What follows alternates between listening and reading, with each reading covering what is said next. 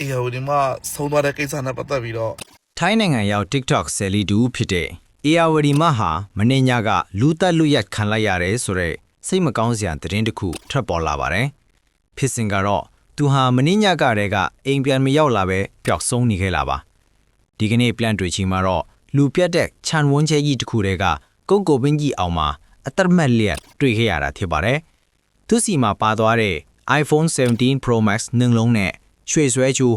လက်စွပ်စရဲ့ရွှေတယ်ပစ္စည်းတွေအားလုံးယူဆောင်ခံလိုက်ရပြီးလူကိုလည်းမတရားပြုခြင်းကရဲရဲဆက်ဆက်တပ်ဖြတ်သွားတယ်လို့နီးစပ်သူတွေကဆိုပါတယ်။တငယ်ချင်းတွေရဲ့ပြောပြချက်အရဒါဟာချင်းတွေ့စီအောင်ဟန်ပြပြီးရည်ရွယ်ချက်ရှိဖျားယောင်းခေါ်ထုတ်သွားတာလို့ယူဆရပါတယ်။အခင်းဖြစ်ပွားတဲ့နေရာကလည်းလူသွားလာနဲ့ဝေးပြီးအော်ဟိရင်အောင်မကြားနိုင်တဲ့နေရာမျိုးကိုရွေးချယ်ထားတာပါ။ဆယ်လီအောင်ချမ်းအေးကလည်းမင်းညကမှစကားပြောဖြစ်သေးကြောင်းအခုလိုဖြစ်သွားတဲ့အတွက်အရန်စိတ်မကောင်းဖြစ်ရကြောင်းရွေးထားပါတယ်။ဒါကြောင့်ထိုင်းရောက်မြန်မာများအနေနဲ့လူချင်းတွေ့တာမျိုးတွေ